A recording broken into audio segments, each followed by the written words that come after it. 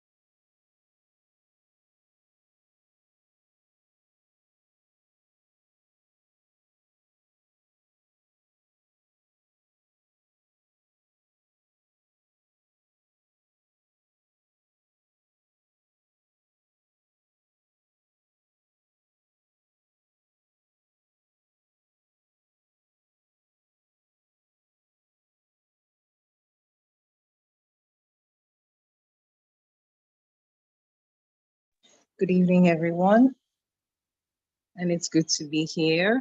My name is Adeshola Aladeshawe. I'm a member of the Electoral College. I will be your moderator for this week, for the weekend's lecture, and it's a privilege to be here in your midst. It's been an interesting past few days with the assignments and all, but I'd like to bid you all welcome, Cohort XI, very strategic cohorts. So welcome, welcome, welcome once again. We will give room for our fellow students to join in 5 minutes, and then we will start. Please, party chairpersons, kindly ensure that your classmates are, and your members and your party members are in the class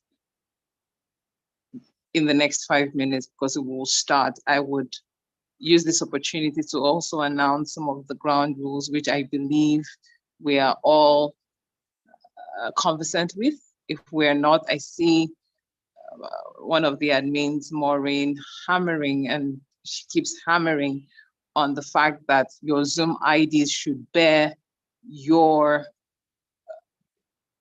legit names or your legal names. So please, I see someone who is bearing Hush.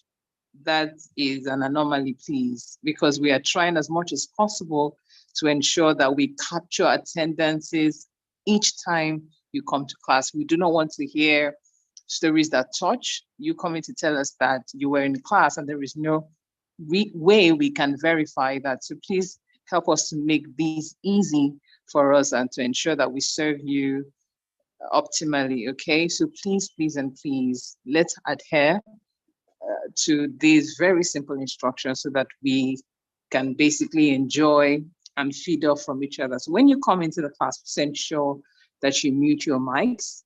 The admins are here to ensure that disturbances and noises are nipped in the bud to ensure that we have a seamless flow. Also, please ensure that when you come in, you write your names and the college party, political party that you represent, where you're dialing from.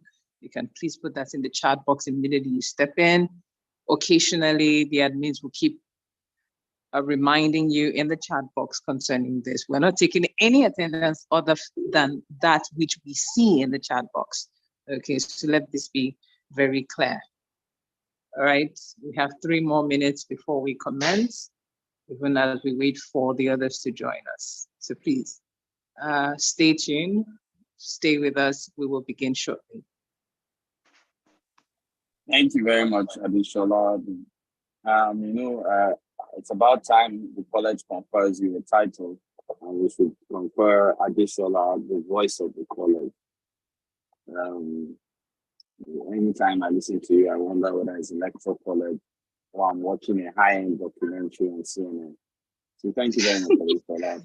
Okay, thank you, sir. Thank you. Sir, that means you owe me 1 minute also. Thank you.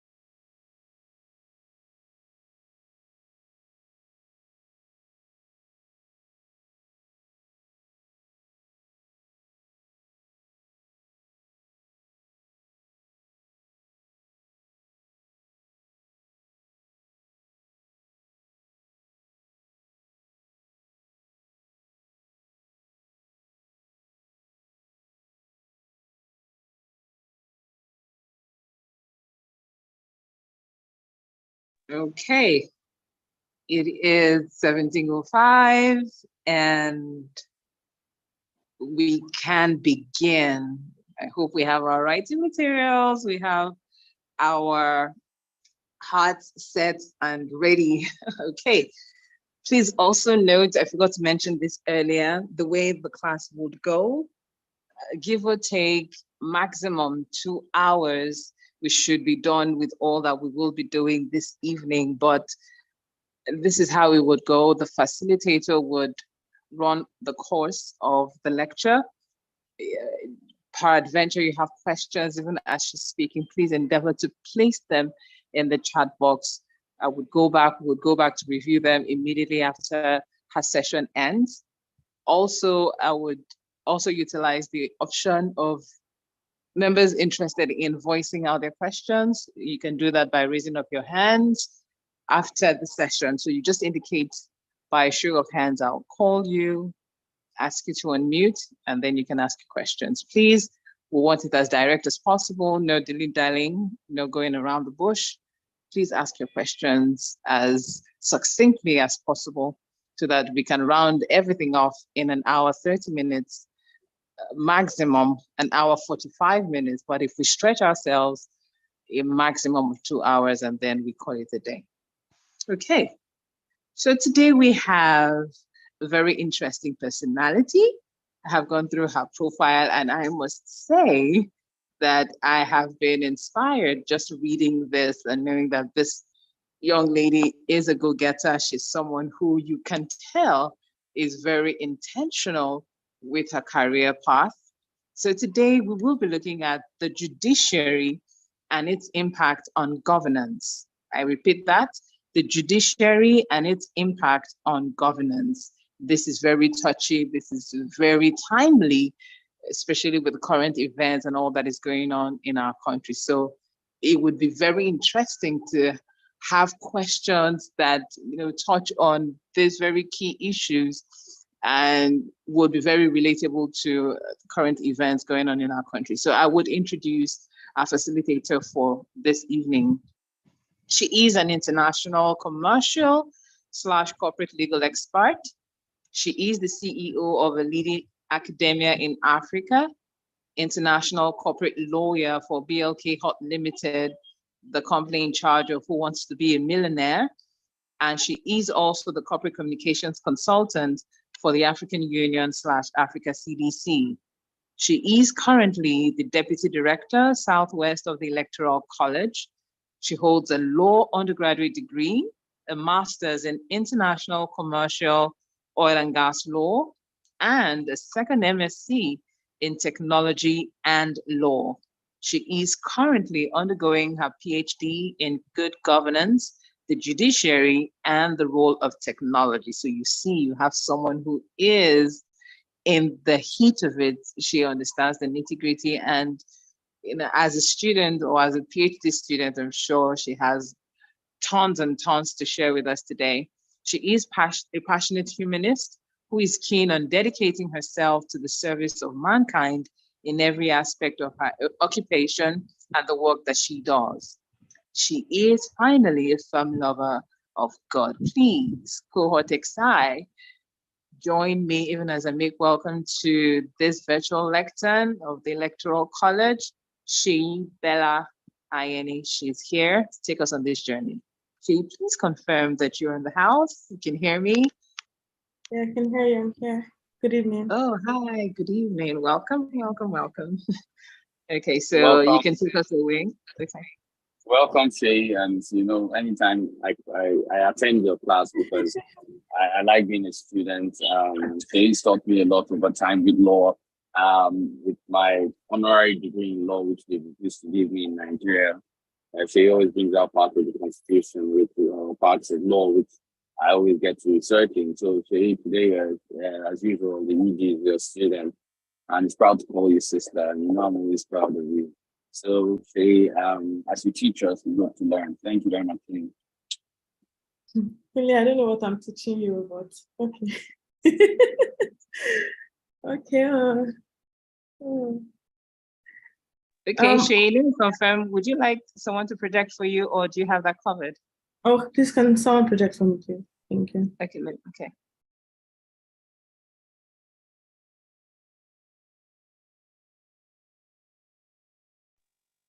Deputy Director of Community, can someone project for me, please?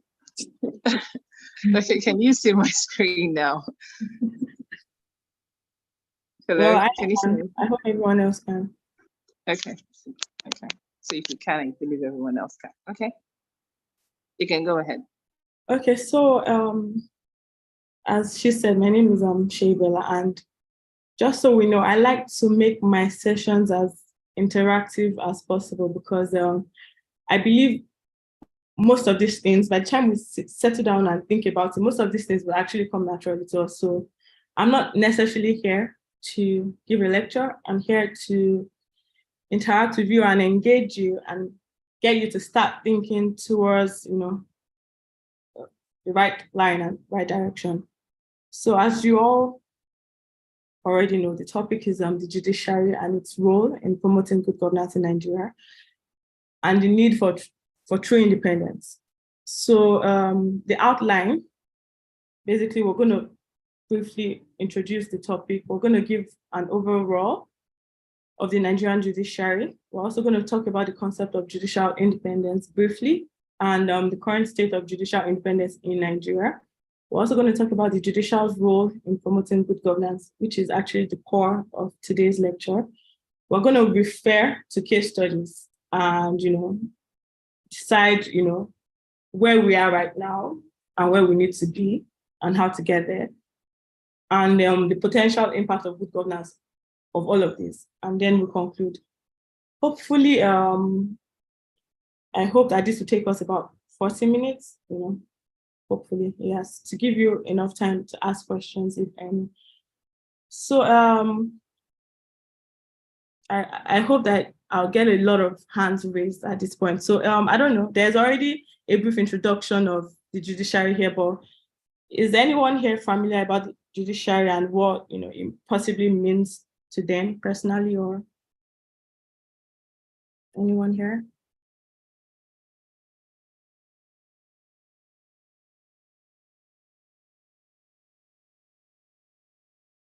No one? We can raise our hands so that we can ask you to unmute. She wants to participatory, so the floor is open. Okay, Moses. Yeah, exactly, Moses.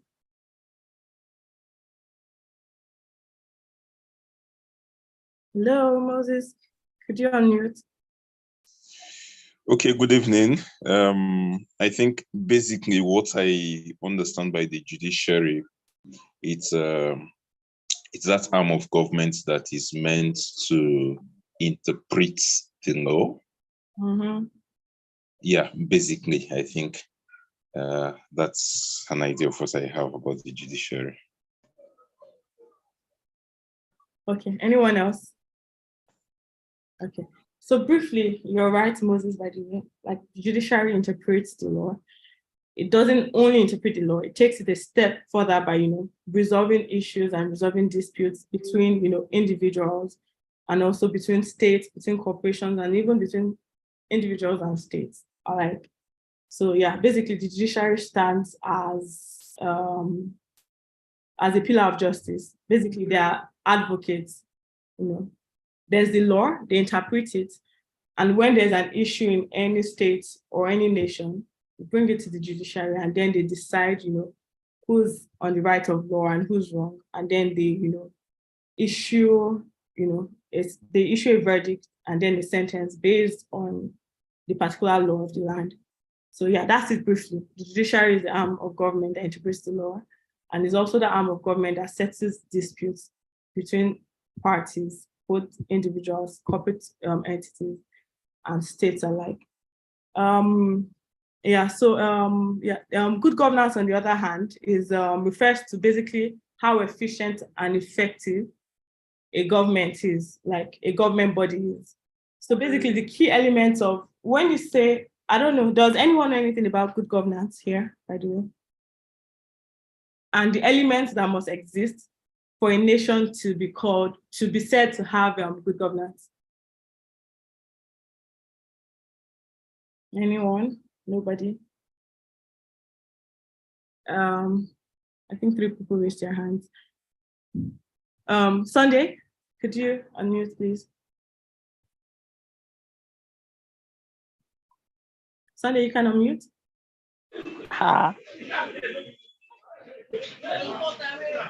Yeah, good evening, ma'am. Hi, good evening. Sorry, I raised my hand for the first question you asked. Which, okay, that's fine. Yeah, sorry. Babatunde, is your hand still raised for this question?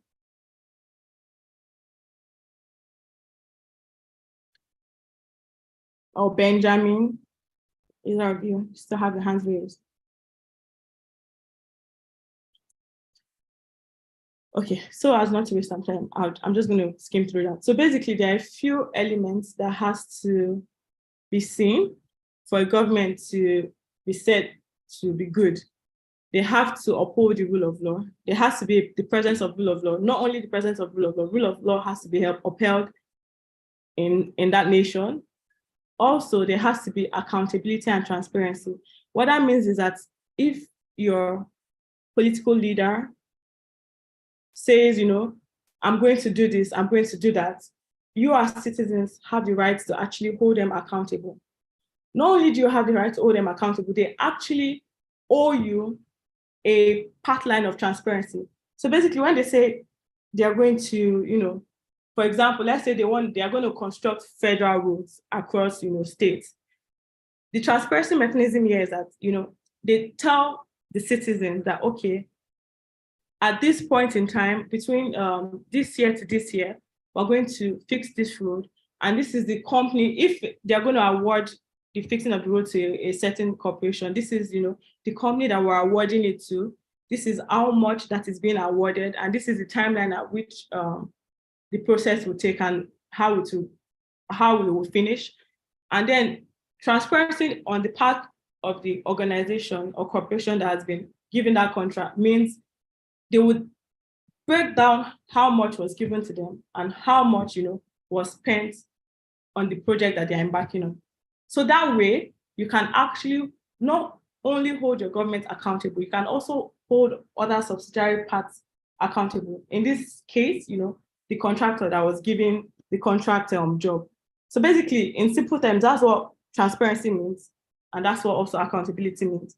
So for you to say your government upholds good governance, they have to practice transparency and accountability, basically. And they have to be efficient, there has to be political stability, and also, most importantly, at least, I wouldn't even say lack of corruption, because I believe that's far-fetched. There's almost no nation in the world that has 100% rid themselves off of corruption, but at least there has to be considerably low amount of corruption, in the sense that, when a nation frowns against corruption, hardly, like, there are laws that says, do not do this. And when that is done, there are also laws that penalizes them. So basically, when you find, for example, in China, I would say China is one of the most, used to be one of the most corrupt nations. They still are,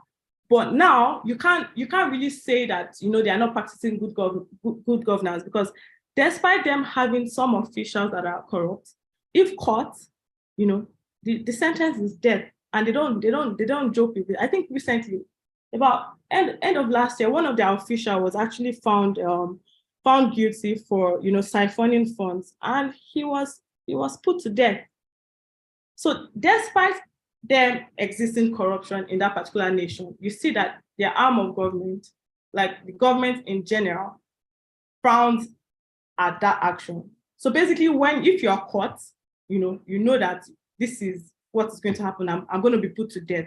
So that way, it actually even deters corruption, and it then, basically makes you move up the ladder. So right now, China, despite them being a corrupt nation, they don't rank so highly on the board anymore, because they are being seen to practice anti-corruption mechanisms, basically. So in summary, in order for your country or for any nation to be said to have good governance, there has to be the presence of rule of law, there has to be a presence of transparency, there has to be a presence of accountability, there has to be political stability, there has to be I always like to say anti-corruption mechanism, because saying lack of corruption is perfect. So there has to be anti-corruption mechanisms.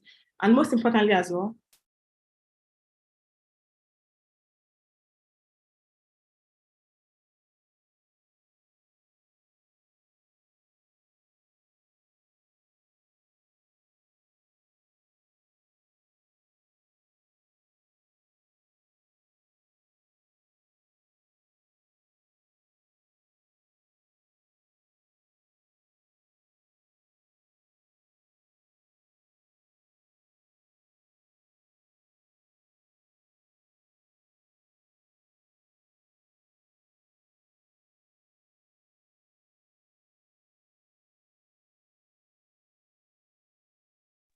Okay, is it me? Oh, I can't hear the facilitator anymore.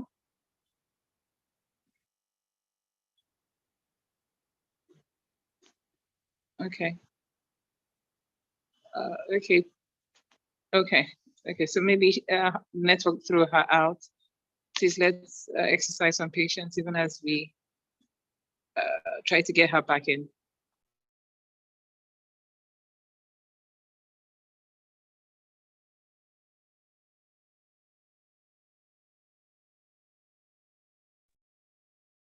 Hello? We can hear you. Yeah. See, my system got tired of hearing just my voice. It literally went off. Okay. We lost you for a bit. Oh. Yeah, like I said, my system got tired of hearing just my voice. So it went off. So again, does anyone know anything about judicial independence, please?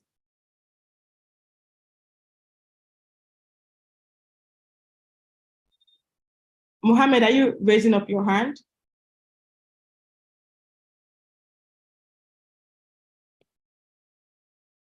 Okay, Emeka, please, let's hear you. Judicial independence. You can unmute yourself. Okay, good evening, Ma. Good evening, everyone. What I know about judiciary independence is the judiciary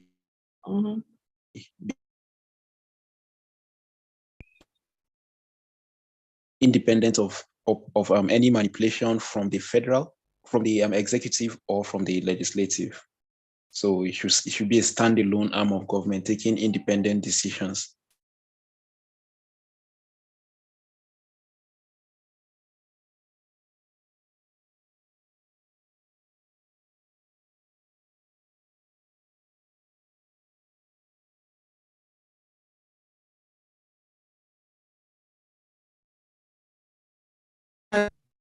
Or is it just me? I think he had finished speaking. Okay. Okay, yeah. So, Emeka, if I heard you correctly, you did say that it's basically basically in summary separation of power, like free from other arms of government, the legislative arm and the executive arm, which is absolutely correct. In order for a judiciary to work effectively, it has to be independent from other arms of government, because guess what? They get to prosecute other arms of government as well. So imagine being intertwined with other arms of government. There's, the principle of fairness and transparency definitely not work. And that is the very principle of judiciary. So that's why there's a need for independence of the judiciary. So we're going to move on to, before we dive into the topic, I always like to make reference to this quote: "The true administration of justice is the firmest pillar of good government." I want us to hold on to this quote and hopefully you understand it better throughout the course of this class. So yeah, we're going to dive deeper into the concept of judicial independence. Someone's already explained what judicial independence is, and I believe that we have a brief understanding of why it's important. For some of us that still don't know why. Basically, judicial independence ensures that judges can make decisions based on the law without being under pressure from the government, basically, yeah. And also, judicial independence is also important to promote, your protection, freedom of rights. An independent judiciary is basically essential for protecting your individual rights. Without an independent judiciary, there's no way they can effectively work for you and I. And it also needs to be independent because to uphold the principle of fairness, which we've already also discussed, and also to promote public trust, which is very, very important in any country, in any organization. And other than the Nigerian constitution, there are also other international standards for judicial independence. You would find, the UN basic principles of independence of the judiciary, that there's the Universal Charter of the Judges, and there's the principles of judicial conduct. So I'm skimming through that because I need us to get to the heart of this without necessarily taking more of our time. So the next thing we're going to discuss is the current state of the judiciary in Nigeria, which is where the class gets interesting, by the way. Can anyone give a brief analysis of the present state of the judiciary? Any of us knows? Maybe any legal personnel in the class or just someone who knows about this stuff.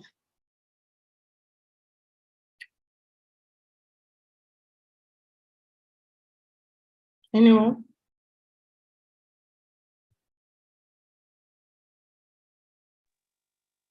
I think we still had some hands raised. That's if those hands are okay. Someone this said they're particular in. question. Oh well, Any hands? I think we Oh, can Babatunde. still give them cold calls since their hands were off. We can. Okay, Babatunde Taylor's hand is up. Yeah. Okay, you could unmute Babatunde and let us hear you.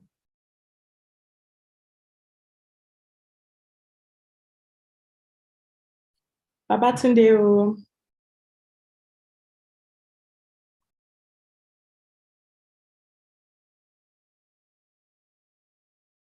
Okay, so basically, again, so as not to waste our time. Section, I believe it's section 6 of our constitution stipulates the judicial power. And one of those things is that the constitution basically guarantees, in strong terms, judicial independence. It guarantees that our judiciary is, would be completely different from other arms of government, which is the executive and the legislature. But, as you know, it's not necessarily the case because, for example, if we say, let's put it this way, we say that the judiciary should be independent. And again, our constitution guarantees, according to section 6, guarantees this independence. But the judiciary is still sort of tied to other arms of government because the people who have the power to actually sack a judiciary is within those arms of government. So basically, imagine, say Babatunde is a judge. Does anyone know, by the way, does anyone know who appoints a judge in Nigeria? Anyone? How the appointment of judges go? Does anyone know? At least somebody should know. Samuel, please. Thank you. What's the appointment process for judges in Nigeria?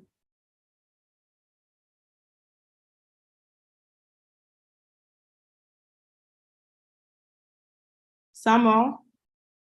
Someone must know. You can't be Nigerian and not know. David, please. Davidson, please. Could you unmute? Okay, so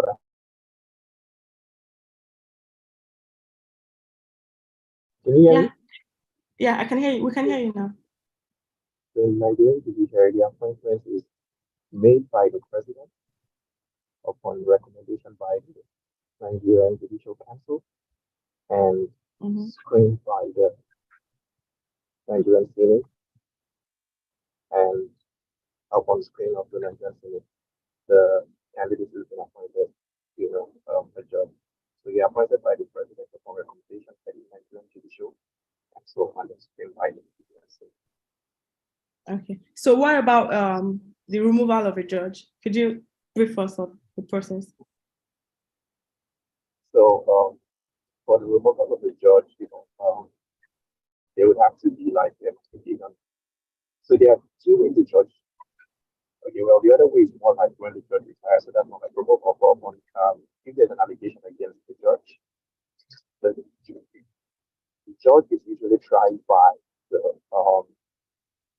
Code of Conduct Tribunal.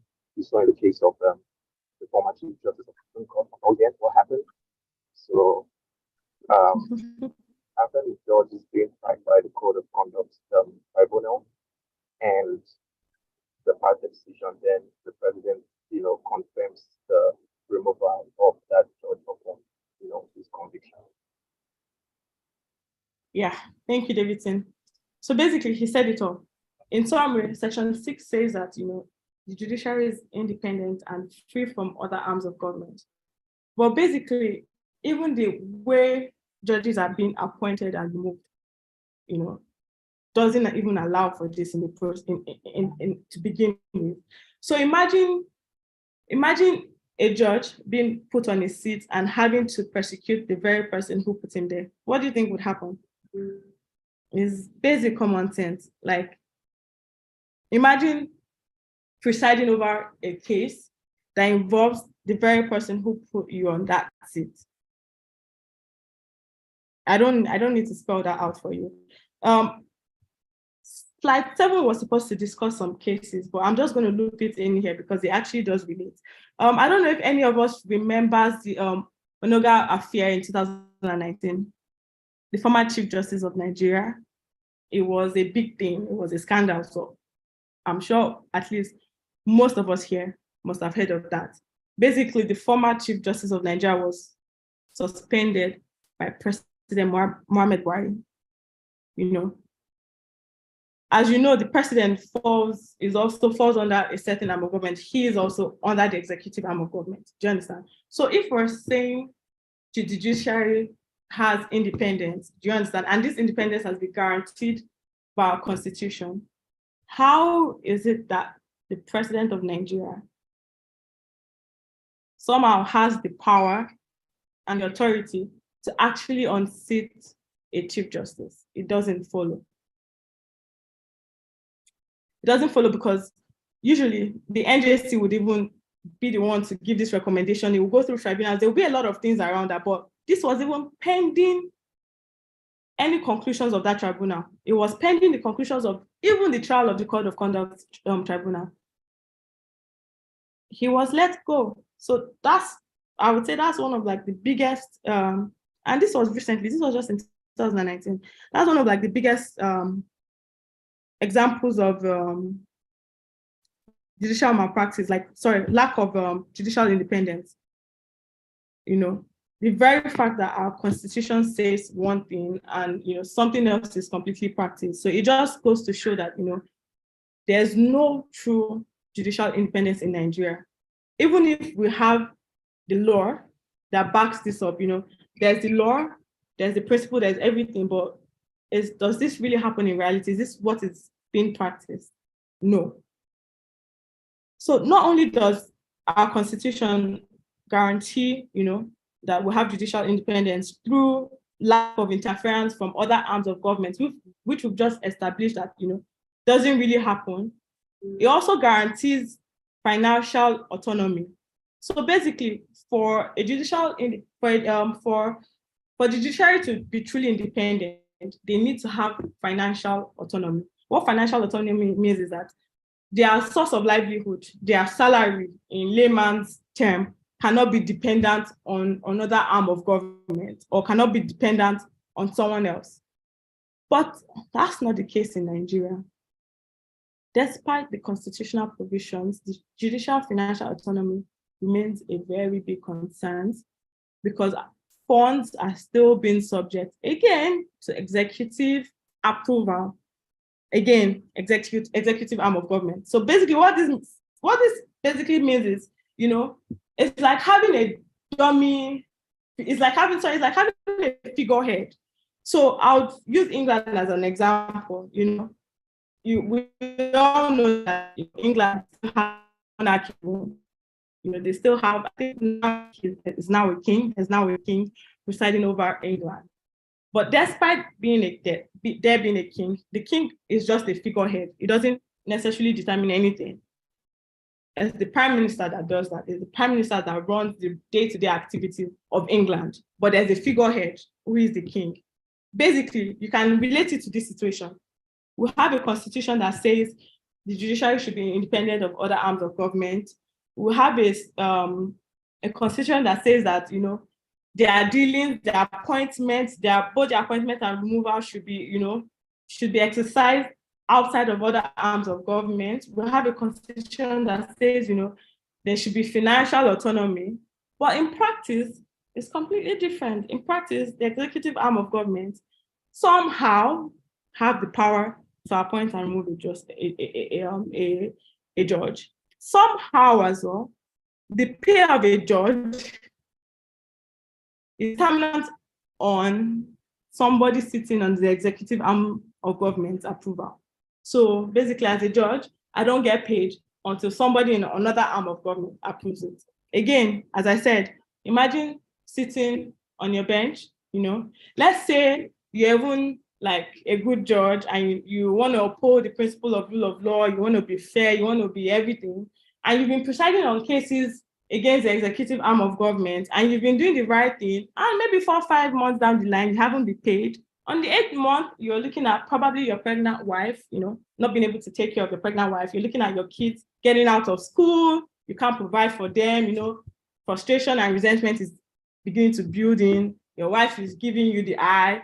Your children are complaining, Daddy, we're supposed to be in school. You get another case concerning the executive arm of government. Please, what do you think is going to happen? It would literally break any man. It has nothing to even do with how good an individual is. It's just the system. What do you think is going to happen? I don't need to answer that. I'm sure you don't need to answer that as well, but we can tell for ourselves. So again, this is why I cannot overemphasize major issue it's not even a Nigerian problem, most third world countries in Africa generally, is lack of independence of the judiciary. Imagine a functioning, let's even sit back, let's forget this class and just relate generally. Just sit back and imagine a nation that has an effective running judiciary, do you understand? That is able to tackle the government at any point in time, that is able to tackle you and hold you accountable to any crime you commit at any point in time, regardless of who you are. Do you know what that does? Do you know what that would do to any economy? Over time, your economy would thrive. It's inevitable because it would create for a stable economy. And when there's a stable economy, what happens? Investors start to come in. And when investors start to come in, what happens? Your GDP increases. It's just like we downplay the importance of these things. Again, sit back and imagine you have a country that has a fair and accountable judiciary whereby, when a government or a particular governor or a particular president or a particular individual says, you know what, I'm going to come, this is my tenure, this is my 4-year tenure, I'm going to do A, B, C, D, and, federal government has disbursed the funds for A, B, C, D. And then because, we have a working judiciary, do you understand? I have to, be transparent about this, my plans A, B, C, D, and I have to be transparent about how I'm going to, spread the funds that I've gotten across this project. Do you understand? From my transparency to you, you in turn hold me accountable to these things I have said I am going to do. And when I do not do it, or if I do not do it, you as an individual of the state have the right to go to your judiciary. Imagine if this judiciary is a working judiciary, do you understand? You have the right to go to your judiciary to say, okay, we put this person, I always say this, elected officials are here for us, do you understand? They work for us. So you have the right to go to your judiciary, you have the right to go to the court to say, I put this person here because he said he was going to do A, B, C, D. He hasn't done A, B, C, D. Therefore, there's a breach of contract. Therefore, there's a breach of trust. Please, you either get him to do A, B, C, D, or you penalize him, collect our money back from him, kick him out, and put in someone there. Then the court, goes back to say, okay, let's look through the agenda. Okay, true, he promised A, B, C, D. True, funds have been disbursed for A, B, C, D. Why has A, B, C, D not been done?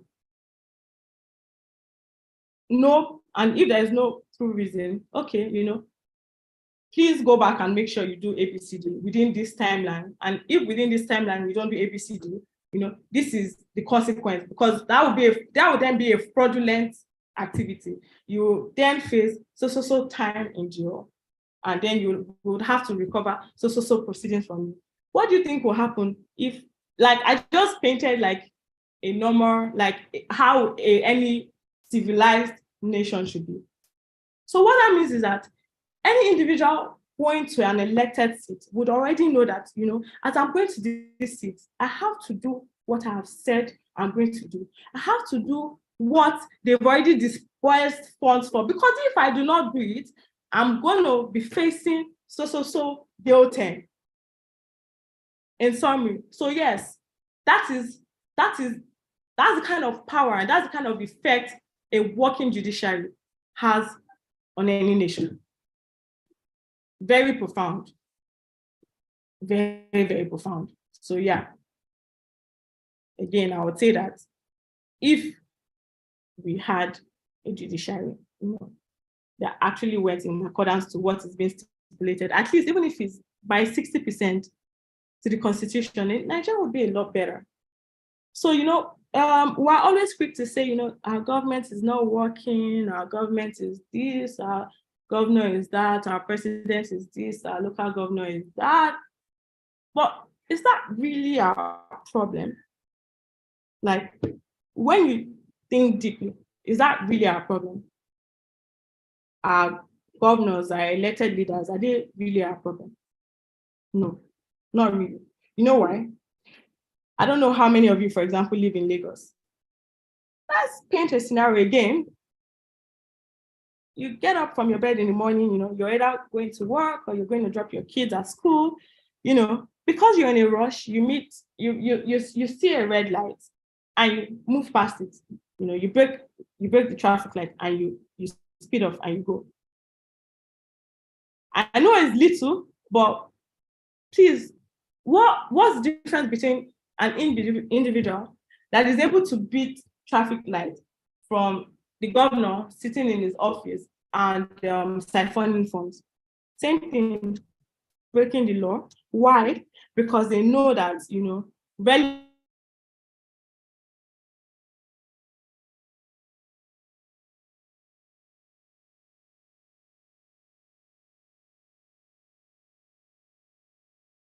would they be held accountable to beat traffic lights. Well, one day, NINA wants to, I'm not even trying to point fingers at anyone, because almost all of us were all guilty of it. I am guilty of it as well. Do you understand? You want to do something, you quickly bribe somebody that, please, can I quickly pass? Can I be first in line to do this?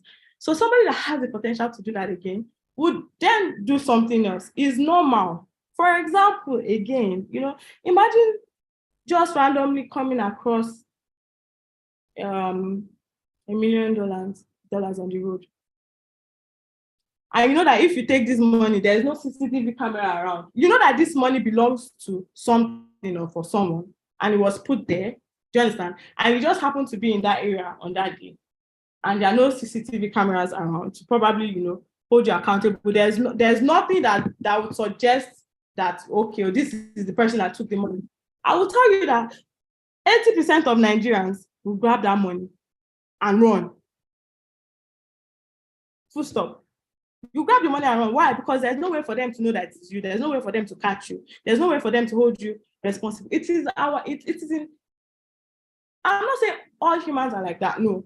But every human we're all built with, survival instincts. Do you understand? Everybody is prone to doing something wrong. But do you know what keeps us in check at every point in time? The law. Sustainable systems, basically, yeah. When you have a law, and then when you have a rule and you know that, okay, if I go against this rule, this is what I would face, it automatically reduces crime rates. It reduces theft, it reduces corruption. So again, I don't believe that we necessarily have a leadership problem, because like I just said, this is something that every one of us here are capable of doing. You beat traffic lights, same thing. You're paying to jump an N9 registration queue, same thing. It starts from somewhere. Either way, you're breaking the law. But what would put us in check every time is the rules and the laws of a state, which is always present in a state. Cannot be a state cannot be a state if it doesn't have laws and rules. But the real question is, how effective are these laws and rules? Are they being practiced? You have it on paper, but is it being practiced? That's it in summary, basically. That's the judiciary in summary. You know, there's a need for true independence, you know, there's a need for financial autonomy, there's a need for lack of political interference, you know, there's a need for me and you to be able to trust in our system, to be able to trust in our judiciary so much that when a government or when a governor promises us something and we don't get it, we should be able to go to our court and say, look, this is what is happening. Do you understand? And we want, you know, we require redress, we require something. And basically, that is how any effective working nation, that's how, at the very beginning of this class, I used China as an example. And I said one thing, I said, hello, can you hear me? Someone said my network is unstable. Can everyone hear me? We can hear you. Yes, we can hear you. Okay, great. So at the beginning of this class, I used China as an example. They had a really terrible corruption issue. You know, how did they manage to mitigate their corruption issue? They didn't change. How do you know that? They didn't even change their laws. They didn't touch their laws. They didn't do anything. They didn't change their leaders. There was no political reform. There was no, you know, strike across the streets. There was no rally. There was no nothing. All they did was, you know what? It's time to reform our judiciary. Full stop. They reformed their judiciary. And they ensured that, you know, when any crime was being committed, especially, you know, within the arms of government, they made sure that the law was followed to the letter.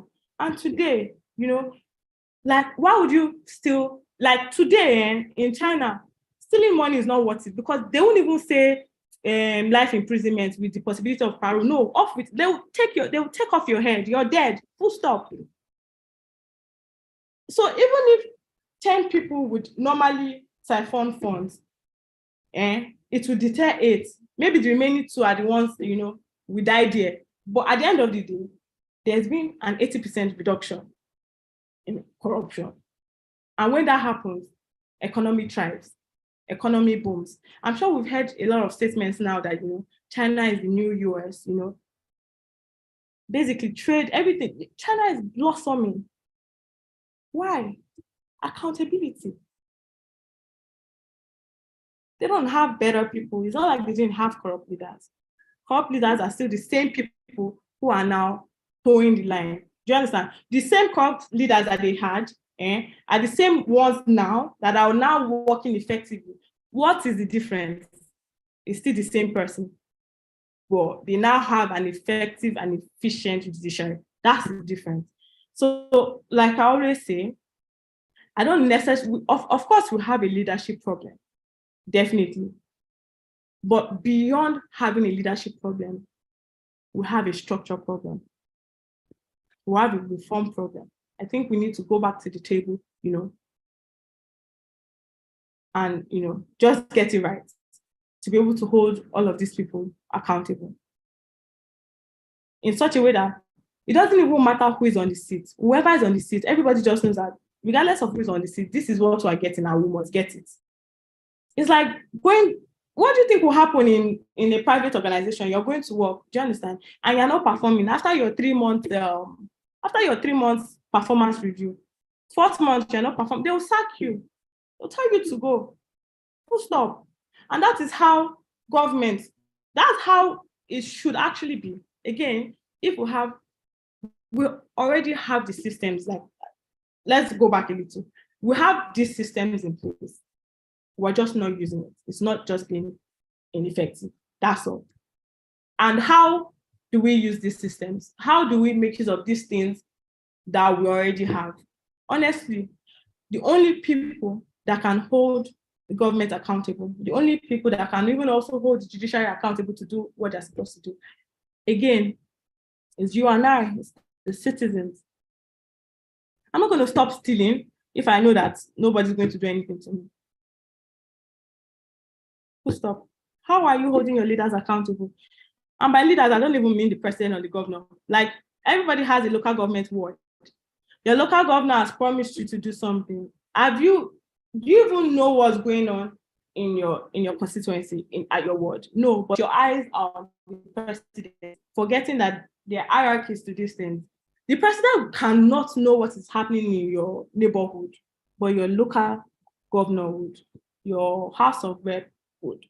So I hope that, after this class will get us to start thinking right, as opposed to casting our eyes on Mr. President or Mr. Governor, not to say that that's wrong. I hope we would see and understand the need, no matter how little, to get involved now, like to actually get involved in the process, because the process will not be better if you're not involved. You're the ones being served. So I don't understand why we don't demand these things. It's, these people are here to work for us. In summary, there are systems. Systems cannot work if you don't put it to work. There are systems, like it's us that will make the system work, basically. So the question is, how are we contributing to good governance, or are we contributing to bad governance? How do we come in? How are we helping? I know one man cannot make so much difference, but as a community, for example, a certain local government, you start from there, you start from your community. You're living in an estate, you have an estate group, you start from there, you start, exhibiting good governance from there, and from there up, you never can, it's, levels, basically. You don't just sit down and say, oh, Nigeria is bad, I'm running away. There's nothing wrong with running away if you want to run away, but you can't just sit down and wait for a good Nigeria to fall on your laps. It doesn't work that way. You have to work for it. Go and ask for Rwanda. Most of us now say, oh, Rwanda, they have good hospitals, healthcare is free, oh, schools are free. Oh, they worked for it. They literally paid like the ultimate price. They lost a lot of people in Rwanda. They paid for it. They didn't sit down and wait for good governance to fall on their lap. They went out and sought for it. So as we come to the end of this class, again, my question is, what role do we play? How are we helping the government to help us in some way? That's the question we have to keep asking ourselves in order to do better. And yeah, that's it. At this point, I welcome questions, if any.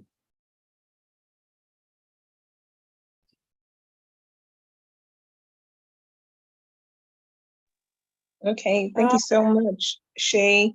Are there some hands already?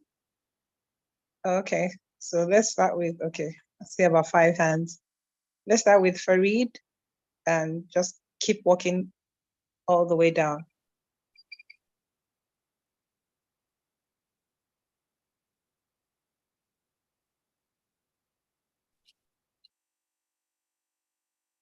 Good evening.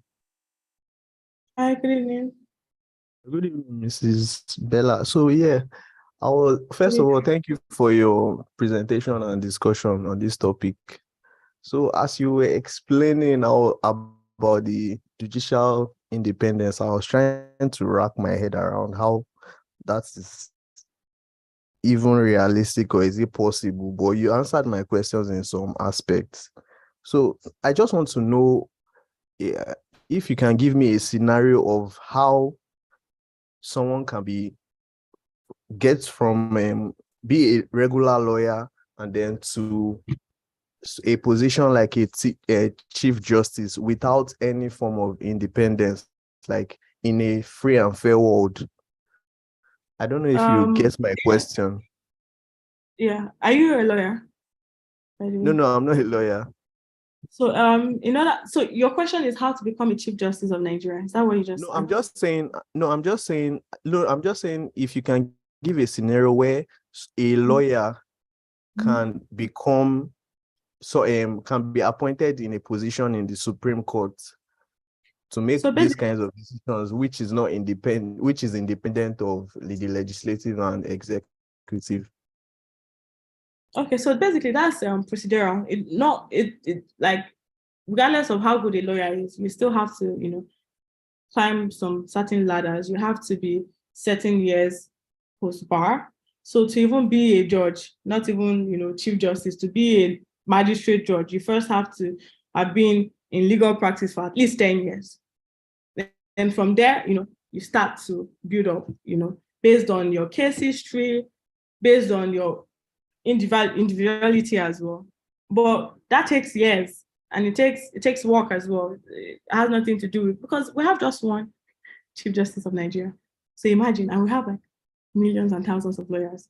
So other than the fact that you have to, commit to work for a certain amount of years, basically you have to really, really stand out. And again, you have to have years behind your feet. You have to have decided on a lot of cases, how you decided on that case, and not necessarily even how you follow the law. So it's not even about how you follow the law to the letter, because there's also something called equity, how you're able to apply your discretion. Every judge has the right to apply discretion, actually, depending on the case and depending on the facts presented. So it also involves how you're able to, apply discretion, your balance of humanity and facts, So basically how you temper justice with mercy, or mercy with justice, or however that goes. So that's, a long shot of a long scheme of things. And quick one, I think Amel Hamed Bala said something on the comment section. He said, the PM of England has an audience or report to the king every week, briefing him of any happening. If the king has a contrary opinion, he directs the PM so he can convey to the house. In essence, the king has a backdoor influence, not just ceremonial figurehead. Partially right, but this is, the way the British organization, this is not a movie. I feel like I'm reading a script from The Crown or something. That's not how it works. As the king does not that he doesn't have a say, but he has no major influence on what happened, like, the day-to-day activities, the procedure of what happens in England. No, in fact, one of their primary objectives is to stay clear, to stay away from things like that. They don't get involved. So please, let's forget to remember that the way things work in the real life is different from the way things work in most of our soap operas or movies or series and all of that. No, that's not how it works. Yes, he does get briefings. Yes, his opinions respected, but does it have to be followed? No. He has no such authority. Zero. Next question, please.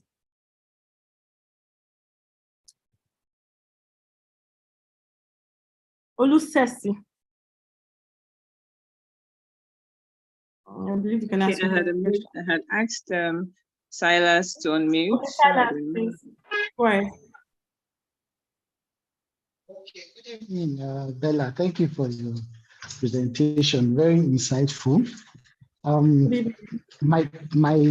My question is, how do we, because the judiciary is the third arm of government, right? How do they function in a situation where in Buhari's first tenure, we had the executive sanctioning judges being raided in their homes and all that? Isn't there a system for checking corrupt judges by the body of benchers or something? Then my other question is, how can we reduce the time we use in our judicial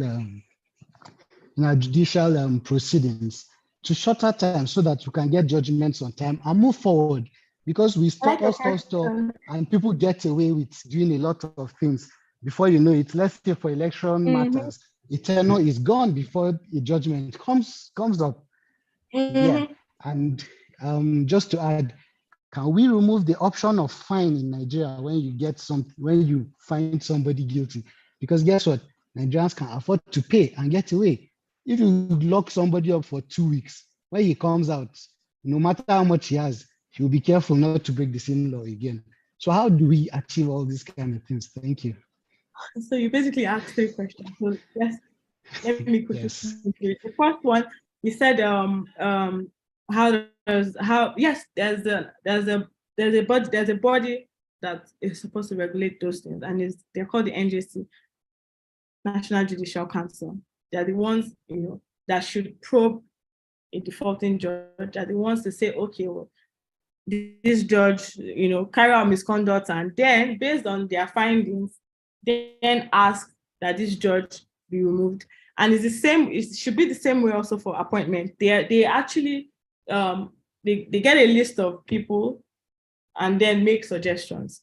So in essence, the executive arm of government have no right to just barge into judges' homes or whatever, and to start carrying out arrests without the NJC first stipulating that. So that's against the law, but it's what this class is about. That's what we've been saying in the first place. There's no true judicial independence. It's why that is happening and why it continues to happen, because really the executive arm of government somehow still have power over the judiciary.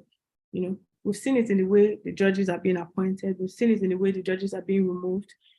We've seen it in the way their salaries are being paid. In fact, what are we saying? The person who, your employer, is the one, your employer is the one who decides to employ you, right? Is the one who also pays you, and is the one who decides to let you go. Now, let's put it back into the concept of what we're talking about. Basically, the executive arm of government is the one employing the judiciary. They're the ones paying the judiciary, and they're the ones removing the judiciary. So there we go.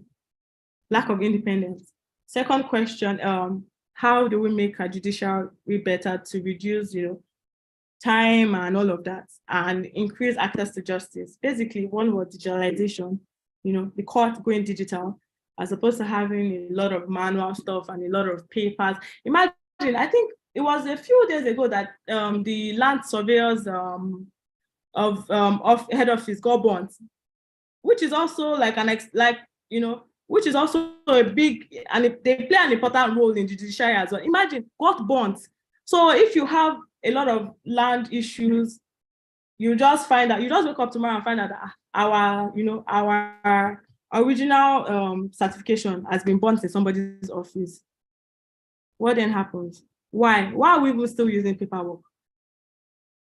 So again, I believe that one of the ways to effectively get our judiciary to function properly, even promoting accountability as well. Imagine being able to go online and see the cases that the judges are presiding over today, checking the status of a case, at the comfort of your home, stuff like that. So the best way to promote access of justice now, especially in the world, almost everyone has a phone. Most people have data. So how our judiciary has not been reformed to the point of digitalization is what I don't understand. Well, good news, actually what I'm doing in my PhD, and those are one of the problems I personally intend to solve within our judiciary. Like, those are one of the reforms I'm hopefully bringing in, not only introducing digitalization to judiciary, but also introducing artificial intelligence to curb the excesses of corruption within the system. Does that answer all your questions? I think his last question has to do with letting go of the fine. Oh, okay. So that's not possible. It's not a Nigerian thing. Every country has fines stipulated as one of their, determined plans. You can't say because somebody is able to afford to pay a fine, they'll let it go. But then again, let's remember that fines are only options for example, civil cases. You won't have a criminal case where they'll say, okay, pay money and we'll let you go. But if you're facing like a murder case or something, like there are like limitations and jurisdictions where fines come in, mostly in civil cases and not criminal. So, imagine if, for example, you litter the floor. It's against the law to litter your surroundings. Somebody should not say you should go to 6 months. Like there should be again, tamper mercy with justice. You don't expect, it's not really nice, and again, it's a waste of jail space to put somebody in jail because they littered the floor, when you can easily give them a fine And again, in a working government, in fact, the government itself will be praying that you people litter the floor. You know why? They'll fine you, you pay. The money goes into the system. We'll use that money to fix your road, put street lights, things like that. So, crime is very important, extremely important for the economy. Very, very important. Any economy. So, yeah. Next Okay, move to question. the next question. Ekomobong. All right. Good evening, Ms. Bella. Thank you for the lecture you've given to us this evening. My question is, the Chief Justice of Nigeria is being appointed by the President based on the recommendation of the NJC. And like we've seen here in Nigeria, that the former Chief Justice of Nigeria was removed by the executive arm of the government, that's the President, even while investigations was ongoing by the Code of Conduct Tribunal. So now, my question is, what did the NJC do in respect to that? Because I believe before that man was appointed as Chief Justice of Nigeria, the recommendation came from them. And the President used his own power to suspend the man and subsequently removed him. What was the response of the NJC, the body which is responsible for the screening, nomination, and then the appointment of the Chief Justice of Nigeria? Again, their response, again, the NJC normally should have the authority to call against stuff like that with the combination of other bodies, even the NBA and all of that. They actually should have the authority to do that, but they didn't do that. Why? Again, political, it's all political agenda now. All of this in the first place was politically influenced. When you have something that's politically influenced, you won't get so much results. So if they were actually doing their job, and if they were doing the right thing, despite the president calling and despite the president saying, relieving the Chief Justice of Nigeria of his job, the NJC had every authority to stand in the middle of that and say, that's not how it should be done, if they wanted to. Why they didn't do that, I don't know. I'm not there. I don't know what motivates them. I don't know what went on back doors. So that's the question. Again, in a normal country, as a citizen itself, you should be able to even bring the executive, not necessarily sue your president, but sue in his capacity as the executive arm of government. You should be able to even bring this to the courts, like bring the executive arm of government to court, and not even only them, even the NJC, if you feel that they've been compromised, but NJC didn't do their job, we also didn't do our job. So it's like somebody also asking you, what were you looking at when that happened? We're just looking, we didn't do anything. So they didn't do their job, we didn't do our job too. That's why I was saying, like, it's a circle. No one's going to drop anything on your lap. You have to work for it. So we as Nigerians, it happened and we took it. It's the reason why anyone will tell you that snake swallowed your money. And we took it, did we not? We took it. So, that's it. We keep taking and taking and taking. So they will keep giving because they know we'll keep taking. So yeah. Next question. All right, thank you very much. Okay, Victor, go ahead, please. Okay, thank you. Thank you for the class, quite incisive and quite insightful nuggets that have shared with us. Thank you so much. The first question is about our constitution. What can be done to rejig our constitution holistically? I've noticed that almost every set of new federal legislators attempt to review the constitution, but you observe that it is not done in a conclusive manner.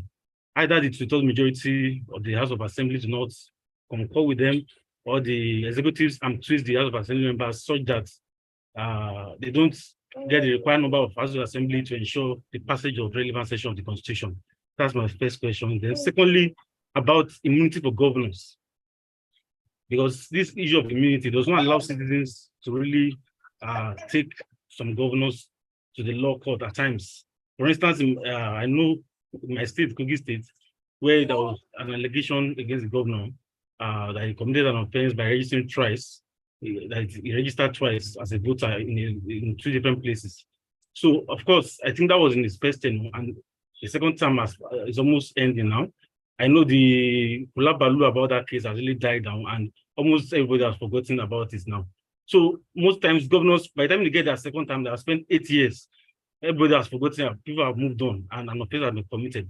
So thirdly, the third question now, it's about our tribunal. Just like someone asked about the timing of cases in courts.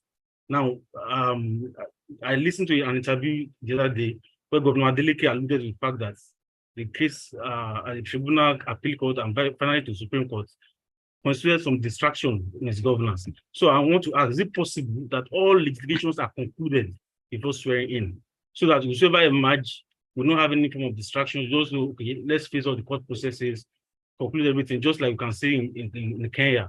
Can such be replicated as well in Nigeria? Thank you. Victor, can I ask where in Kogi are you from, please?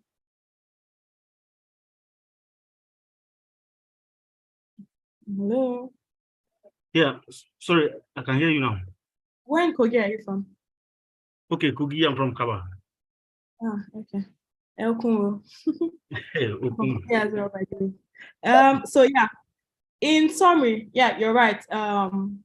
Immunity like covers government officials, and that's majorly so that they can do their work effectively. But obviously, we know until it's always been taken advantage of.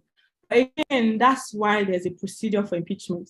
So although most government officials are immune, but there's also a process for impeachment when they've been found to, be of gross misconduct. There are procedures that would call for such an official's impeachment. And then after the impeachment, then the case is coming, and then you sue and bring whatever case you have to bring against the person. So yes, it's an entire process, and quite frankly, it's very rigorous, because in some cases, even when you're even calling for the impeachment of a particular leader, they might have that leader sometimes in Nigeria would have even finished that tenure before the impeachment process is over. So it's rigorous. But the ability to hold them accountable after their tenure is also very powerful. And the ability and like the lack of peace of mind that, when you have a working system and that, although I have immunity, but if I don't do this work, they can impeach me. It will not give you peace of mind. So you want to do the right thing. And that's why we have impeachment procedures for issues and times like this as well.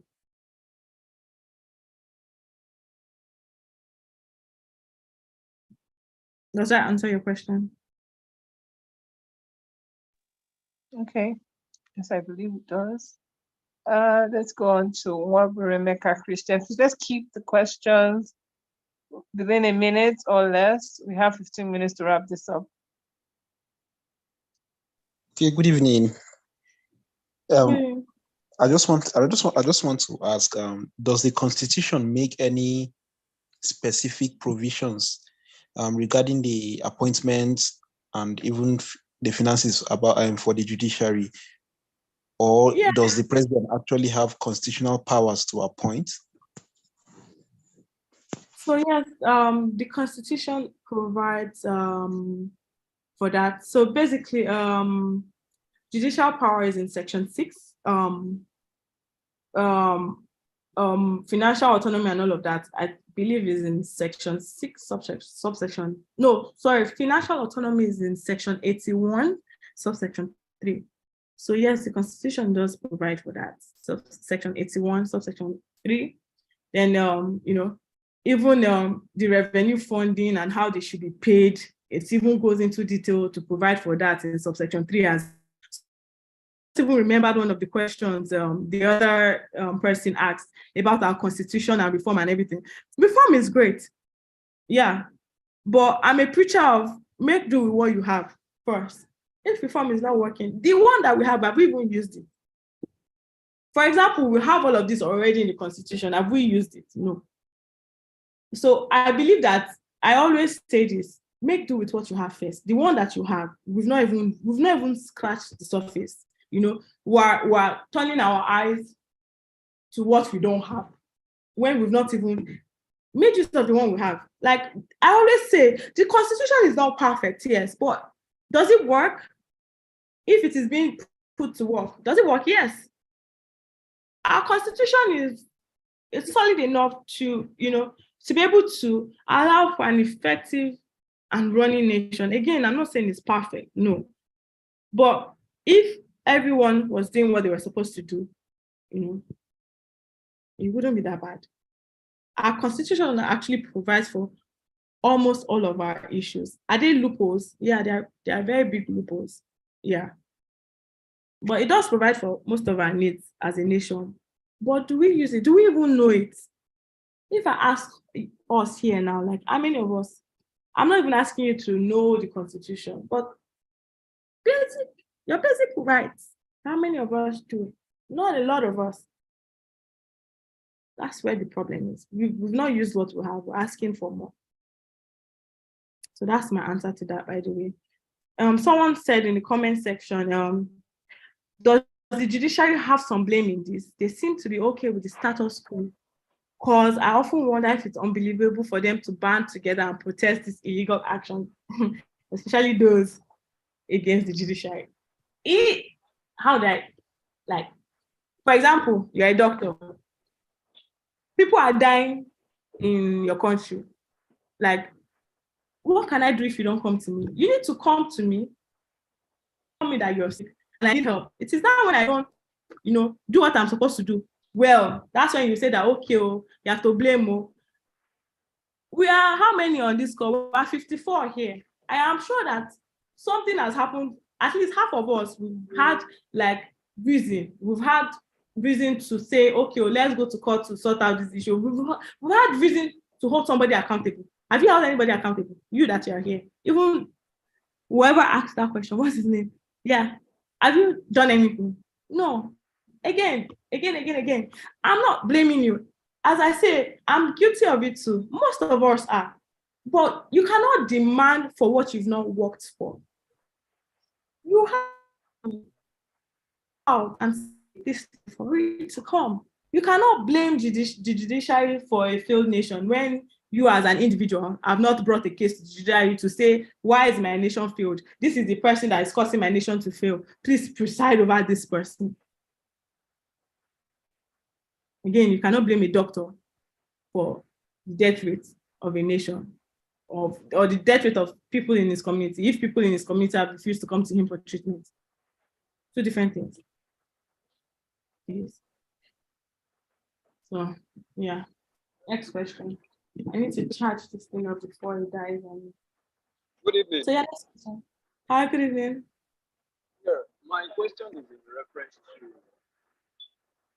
your allusion to reforms in the judiciary in China. Your question is in reference. My question is in reference to your allusion to reforms in the judiciary in China as the starter for the governance over there. So I'd like to ask, in a country like Nigeria, where the executive that is supposed to be that arm of government that sees to the enforcement of law is not willing to enforce the law, how do we go about such reforms? Can such reforms yield any positive results? That's on one hand. Then while you were talking about the Constitution, I would like to hear your personal opinion.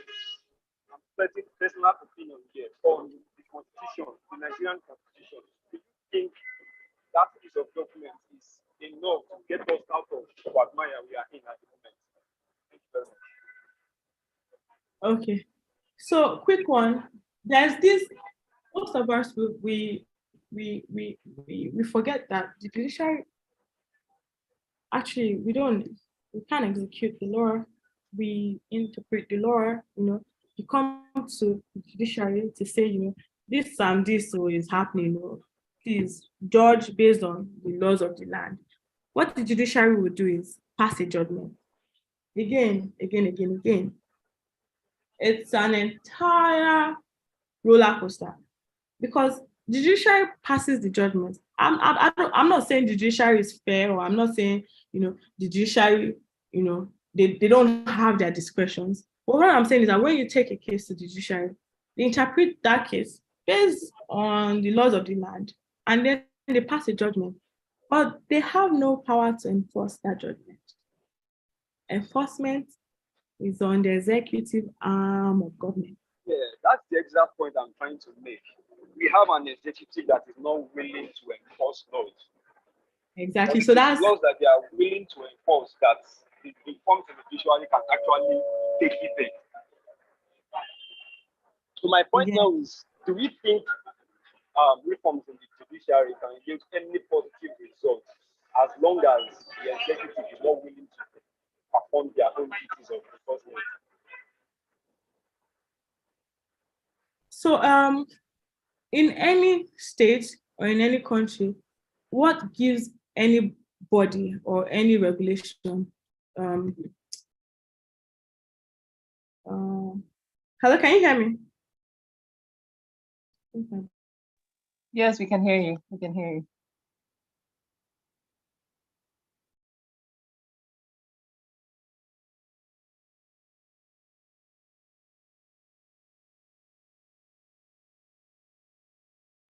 Okay, she has been thrown out, and we have just a few minutes more. So what we will do is, Hello? Okay. Yeah, welcome back.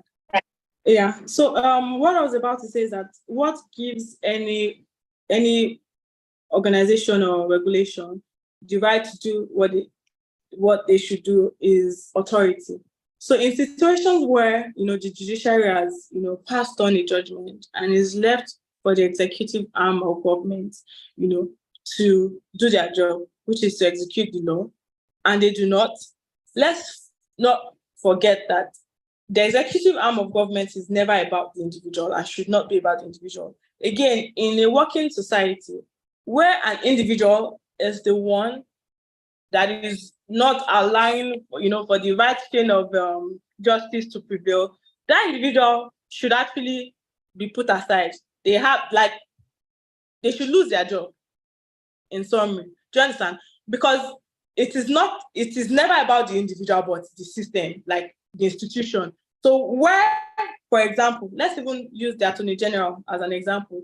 We all know that where there's a case against like the police force and everything, I think it's the Sheriff Law Section 68, if I remember, gives the Attorney General the power to, so they are the ones that affect financial, they are the ones that give out that sign off for financial awards against some of the executive arm of government. So in summary, if like you're facing police brutality or you have a case against the police and you go to the judiciary and then the judiciary awards in your favor, and they say, okay, you've been awarded maybe for the pains and everything that you were caused or your hospital bill and everything, you've been awarded 10 million naira. Usually for issues like that, for financial rewards, for financial restitutions like that, it goes to the AG's office for sign-off. Most of the time, for cases like that, they're always very reluctant to sign off because it's like collecting money, like you're taking my money. You won a case against me. You're telling me to sign off on my own money to award to somebody else. So most of the time, they are very slow with response to that. But also the law also states that in situations that an individual is interfering with the laws of the land or with justice from prevailing, the judiciary has the right to call for the sack of that particular individual. So yes, in a working economy, one individual should not have the power to steal justice. If, again, there was accountability and all of that, you won't even think to do that because you know that the consequence of that is losing your job. That's it in summary.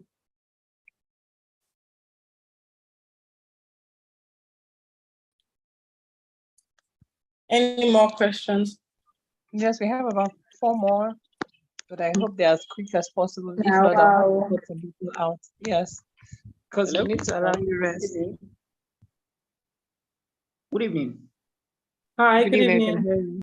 Yes, my name is Benjamin Aaron, and thank you so much, Bella, for the insight. In fact, you have done justice to today's topic. I would like to, draw your attention to some aspects of your presentation. Hopefully, believing that we would be able to, since this is a class, build up from there and possibly find solutions. But before I go straight into the question, I believe that the entire system, not just the judicial system, is flawed, and there's need for restructure, just like you said, when you started.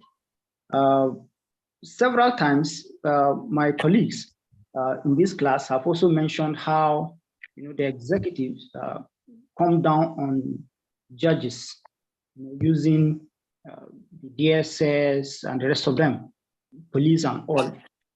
Now, if the system is not flawed, some of these law enforcement agents or agencies will basically be under the judiciary in order for them to adjudicate cases and define. The IG of police will take care of this and ensure.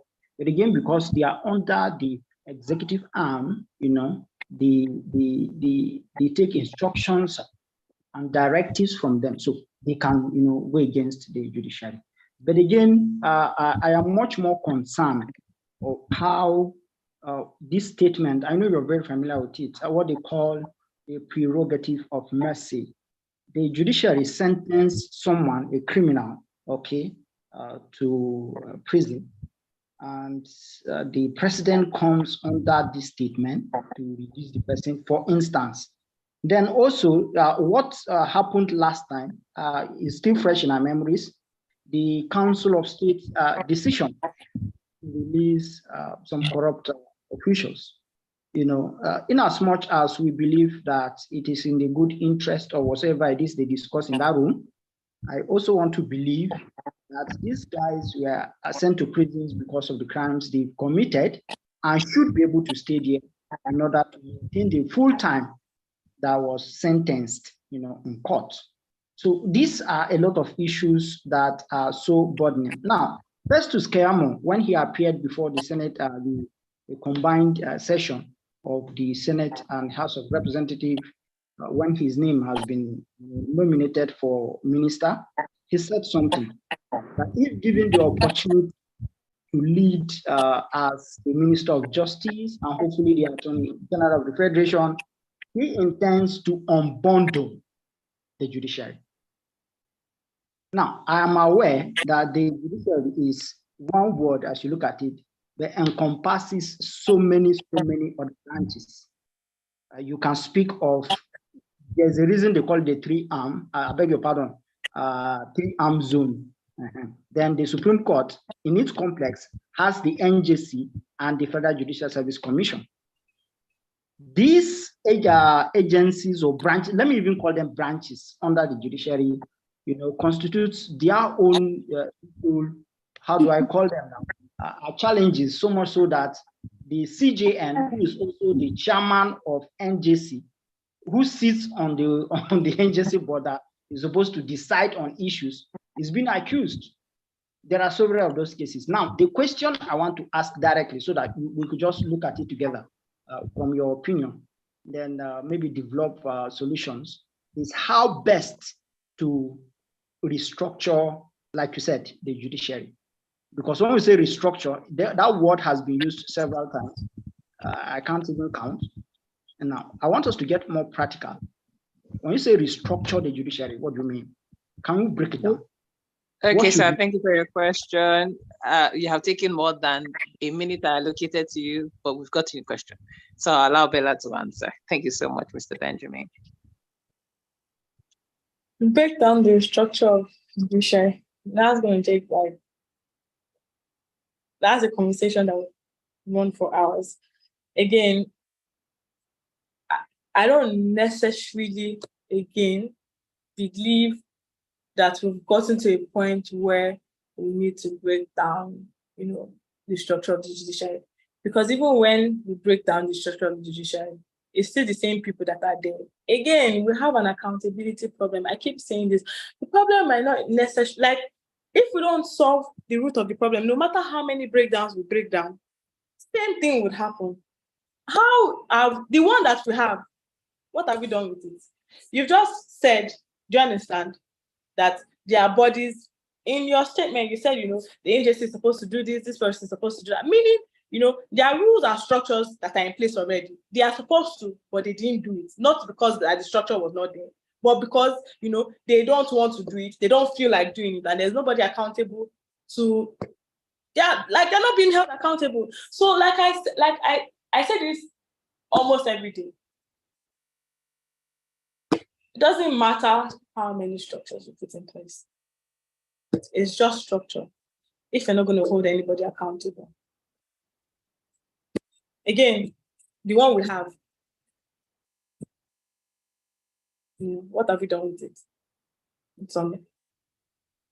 You basically answered your own question with the initial statements that you made. It's not that we do not have structure. It's not that what we have is not good enough. It is that it is not even being used, and no one is being held accountable for when it is not being used. So you see the problem. Again, it means that if you bring another device, if you bring another structure, it's still the same thing.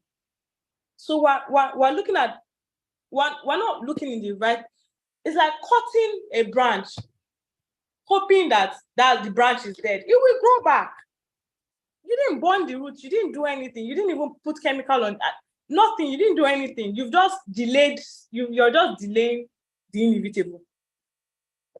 Again, for the last time, structure is not necessarily a problem because we do have structure. If we don't have structure, we would never have gotten our independence in the first place. The definite, how does a nation have self-determination? How do you get self-determination as a nation? How do you become independent? How do you get to be called a nation? How do you get to be called Nigeria? You have to have a structure. We have a structure. In summary, again, are you holding your people accountable to the structure that you have? No. Next question, please. Okay. Good day, everyone. Again, not to say that we don't need a reform. Not to say that we don't need a reform. We do need one. But I believe that's not our primary problem. I believe that's secondary. I think that's a distraction to our main problem. You say, okay, the government is not working. We need a restructure. The government too will be saying, yes, we need to restructure. They will spend 4 years restructuring. Blindsiding you to their tenure. 4 years they are out. Do you understand? They've shifted their attention to another thing. They've given you something to focus on while they continue what they're doing. Yeah. Next question. Okay, ma. I want to really appreciate you for the lectures and being able to explain in details all these issues and concepts. Okay, a quick one. Though I've already typed it in on the comment section, but I still want to ask it since I'm given the opportunity.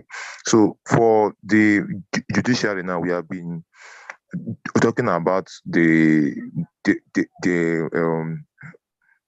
reforms now for a moment. So how can they be able to have this independence, like the real independence from the executive branches of the government? That's one. Then two, what measures can be taken to ensure that all those judges are protected from external pressures, like all these intimidation, and again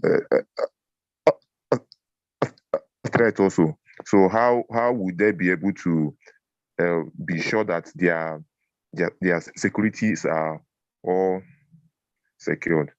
And the last one also, how can they also be able to enhance accountability and transparency also, to make sure that they are apt at their judgment and justices? Thank you, ma'am.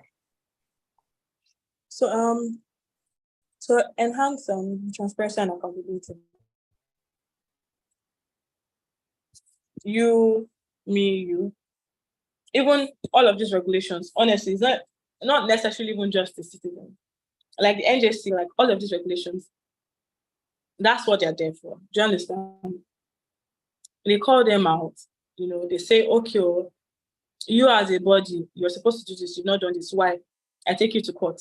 Again, if we have the Constitution provides for immunity of judges, that's why there's a separation of power. I'm sure all of us understand the concept of separation of power.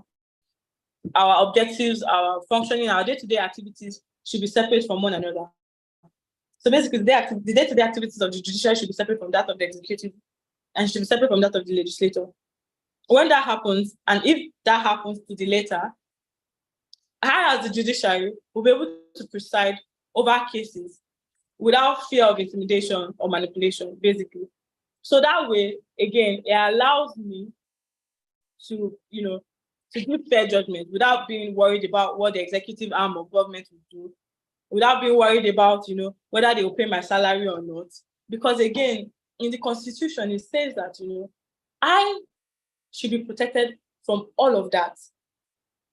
But why this is not being practiced, I don't know. But it's there.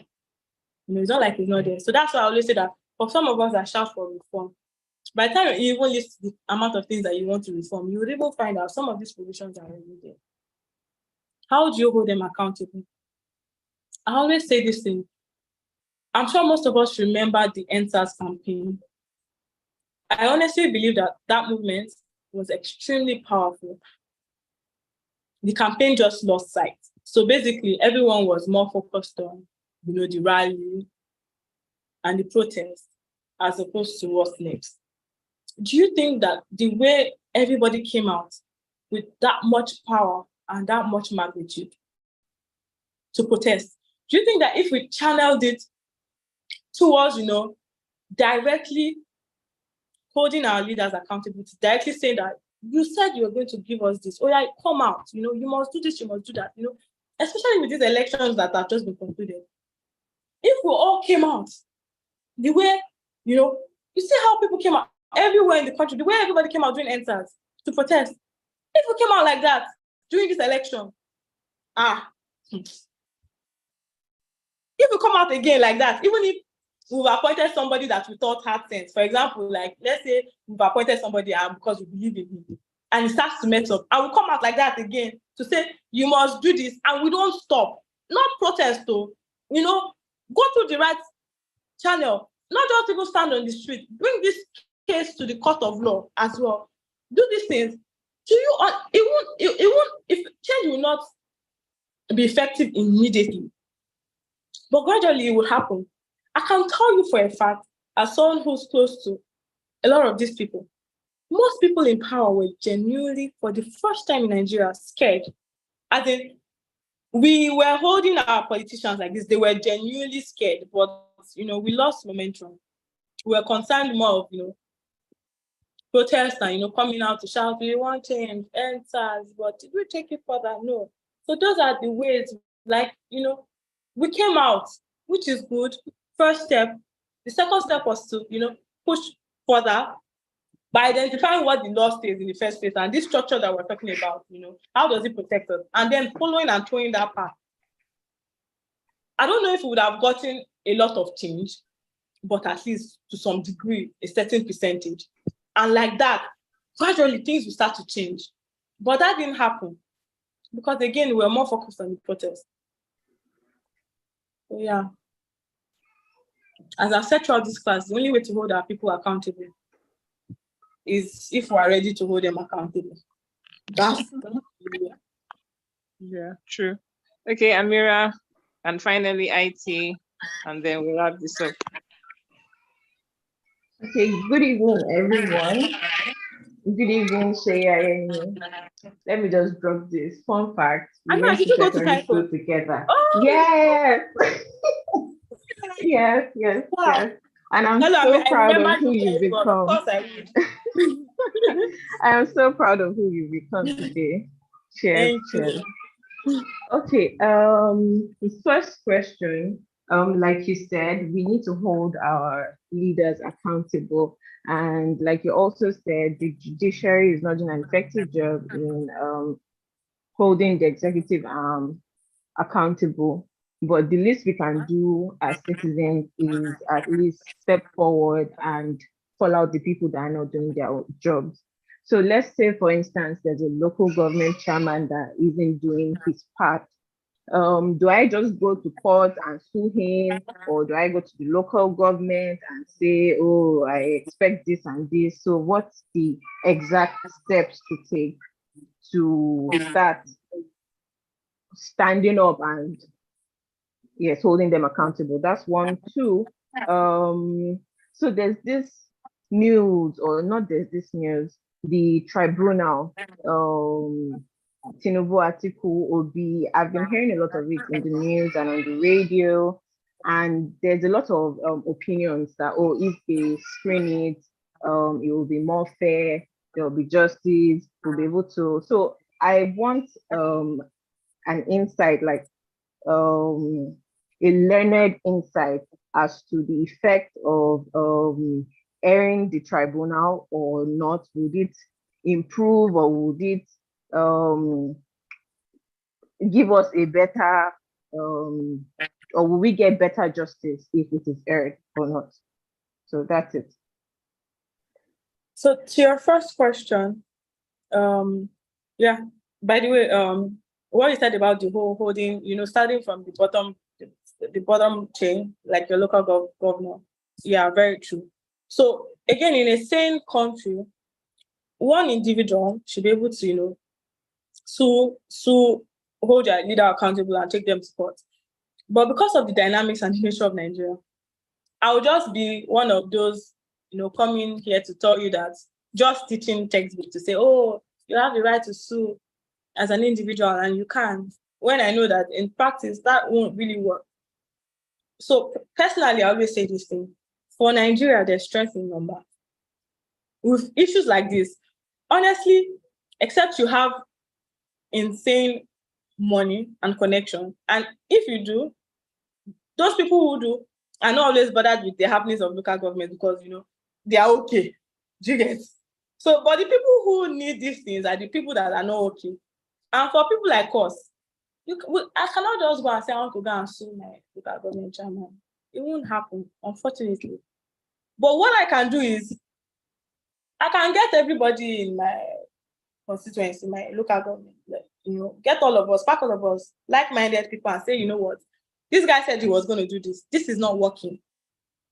Togetherness. I always say this, that the only way for us to move forward is a sense of togetherness. One person will go and fight, he will come back tired. Another person will go and fight, he will come back tired. Another person will go and fight, he will come back tired. So you're like throwing stones to an ocean. It won't work. But if we can come together, identify our problem, come together as one body, build a class action. Your entire, imagine like 70 to 80% of the people in a community vested on one case. You said that something will drop. That's how to, unfortunately, like I said, the law allows you as an individual to go and, lay your case. But at the end of the day, nobody wants to go to the judiciary when they know that is dead on arrival. They won't win anyway. So what's the point? So I would say go. I'll say gather, get like-minded people. There's just strength in number. Even if the judiciary even wants to be funny, by the time he sees the entire community in front of him against one individual, it's not worth it. They will let that person go. In some way. So yeah, strength in numbers. And to your question about airing the judicial proceedings of the pending case, I can't really say much about it because I don't know the effect of when it comes to national security. I can't say, let's air it for transparency. I can't say that because, for example, you go and air something like that, and then you guys slight individuals, and then you start up a rally, and due to that rally, people are burning things, burning houses, burning buses, and burning buildings. You've caused an uprising. You've caused like civil war basically because you went and aired the case. So by the time how will I put it, is you basically what they do is they weigh by the time you weigh it, like, is it worth it? Like, okay, so if one person loses or wins, regardless of the outcome, is it worth constituting like a national crisis over? That's how they basically weigh these things. If it's not worth it, then they seal it off. So if the necessary teams, again, that's not my jurisdiction, so I can't really say much to it. So if the necessary teams have assessed the situation, although yes, it would allow for fairness, yeah. It would allow for transparency, yeah. It would allow for accountability, yeah. But at what cost is the question. So if it's going to cost even 2 lives, that's too much a cost. Every life should matter. So those are the reasons why cases like that they're always behind closed doors. And despite me pushing for one Nigerian, despite me pushing for togetherness, if that is the basis, I don't know if that's the basis of which they are saying that's why they're doing that, but if that's the basis of which they are doing that, then I'm all for it. Because, for example, I'm a mom, do you understand? So when you become a mother, every single life matters to you because you know the implication of losing somebody that that is your core. So I would always say, if it's a matter of, somebody is going to lose their life over, then it's not worth it because nothing is worth, for example, me losing my child. So why should I be okay with another woman losing her son because of a case that they aired on national TV?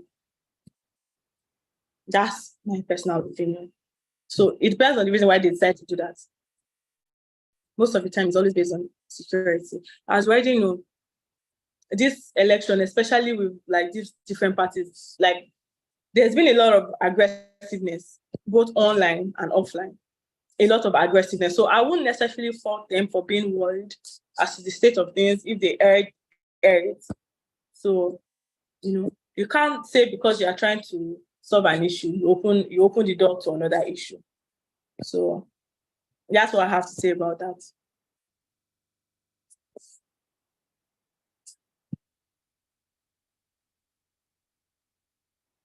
Okay. So, well, I've asked the last person to unmute since, but the person is not unmuting. So, I think we have come to the very end of this I task. quickly want to say something so that people don't get discouraged. I think you just said, which is there is no way to hold them accountable because togetherness is not going to work because money can buy anybody. That's not true. Money can buy people, yes. But again, this last election should show us that people are genuinely tired. They were trying to buy people and people were not being bought. Do you understand? So again, there is actually power in togetherness. Nigerians are genuinely tired. We just need to channel our tiredness to the right source. Again, the outcome of the election may not have been, people may not have been happy.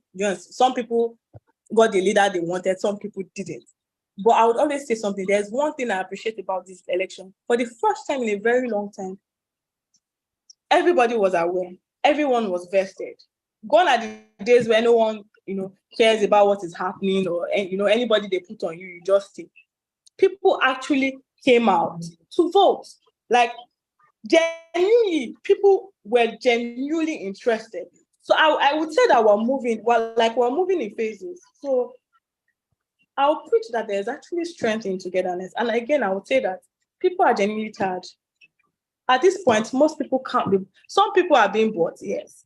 But a large, at least from this election again, you and I can testify that, it's gone beyond being bought. It's gone beyond being bought.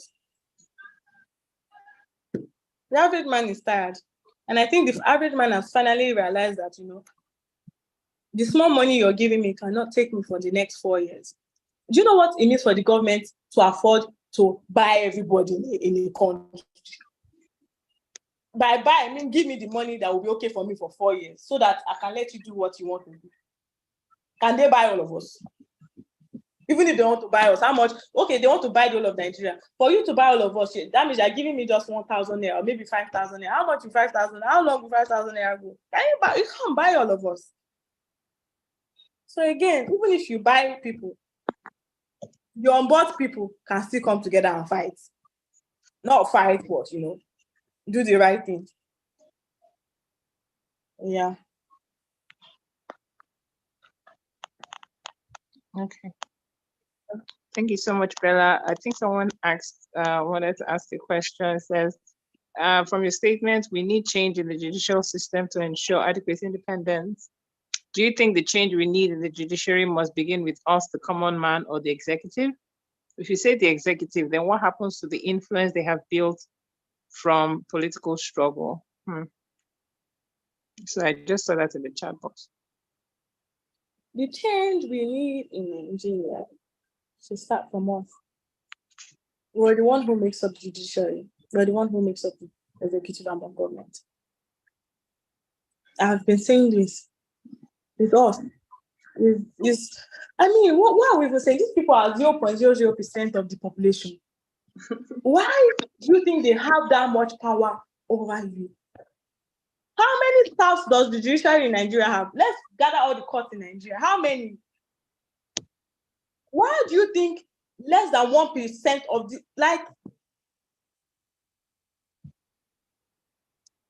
see, the beginning and end of this class is in summary. Everything we've been saying for 2 hours, in summary, is that it's up to me. It's up to you. Do you understand? To get that the change we think we want. Nobody else. No one's going to give it to you. As a Christian, you do need to go to God to ask. Even if he knows the content of your heart, you need to go to him and say, I believe in you, I want this, and I know that I believe that you can give it to me. As a Muslim, you need to go to your God, and tell him that, oh, you're the ultimate God, I believe in you, and I surrender myself on that to you because I know that you can provide for me. I know that you can do these things. You have to initiate. You need to be the one to go. You need to be the one to move. It's not going to work otherwise. Nothing in life. You have to work for your money to get money. You have to work to eat. So why in the world do you think it will be different? Like, why in the world do you think you don't have to work for accountability? Yeah. In order for me to not be hungry today, even if you are going to steal, you have to work to steal. I hope you know that stealing is work. You have to still stand up to do something. So why do we think that we deserve good governance? Why do we think that we deserve a working judiciary? Why do we think we deserve a working executive? If we can't even stand up and ask for it. That's the foundation. I'm not saying that I'm not saying that, these people shouldn't be held accountable and they shouldn't do what they were put there to do in the first place. I'm not saying that too. But what I'm saying is that stage one, step one, you have to climb the ladder. First step is that you have to ask for it. You have to demand for it. When they don't give you something, you ask now. They're not giving it to you, then you go and ask. It's as simple as that. If you then ask and they don't give it to you, then you demand. When you demand and your demands are not being met, you call your kingsmen and say, okay, you know what? This is it. This is what the law says. And this is my own. Do you understand? At the end of the day, You need to give it to me. When you people are aligned on a certain path, again, these people are just 1% of the population.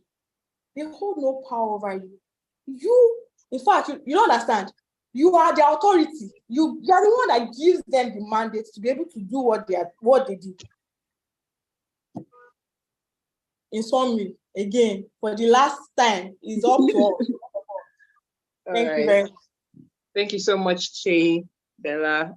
We are so, it has been an eye-opening class, and your words keep resounding with the same rhetorics that it is us. And I hope that we have drummed this in our various psyches, because this should open up opportunities for us to begin to ask, no matter how small, the responsibilities lie on us. So we want to say a big thank you on behalf of the college for spending 2 hours.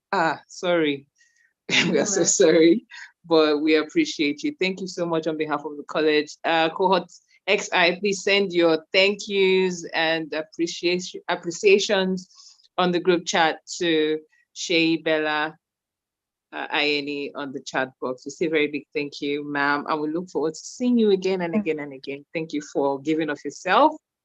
The college appreciates you. Thank you for having me, and thank you for listening to my, to this lesson as well. God bless you. And I hope we do better individually in our various lives. You don't have to be a politician, your various fields. Just concentrate on being a better person, one step at a time. Do what you can as an individual, and we will all get there. Thank you very much. Thank you, ma'am. Enjoy the rest of your evening. Good evening.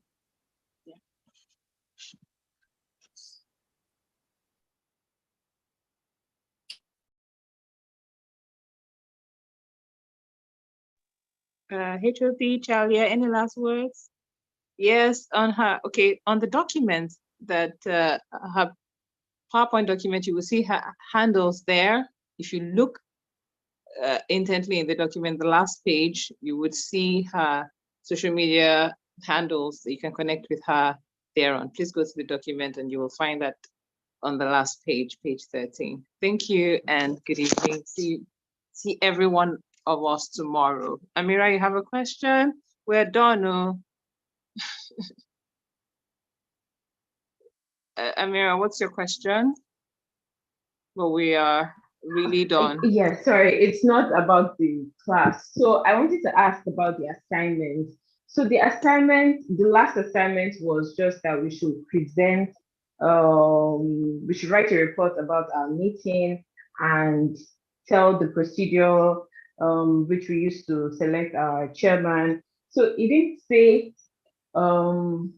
it wasn't so elaborate. So we did what the assignment said, and I saw these 4 differences. So I would like to know what the college expects so that we know how to better present our answers to get the grades we desire. Okay, I guess I would hand over to the HOP. Lisa? Okay, good evening, everyone. They went well and hope the class was insightful. Okay, to answer Amira's question, I think it was clearly stated in the question that states the process, tell us the process. Excuse me. So that was what informed the marks. What process did you use and did you say it? Did you explain it? Yes, so that was it basically. Some people just submitted the name of the chairman. That was just part of the question. The main question was, tell us the process you used. So it was imperative that you explained how the process went and then the conclusion. So that was the basis for the marks allotted. Thank you. Okay, Amira, I hope you're clear now. So without further questions, I'd like to say thank you, Cohort XI. See you all tomorrow. Do have a lovely evening.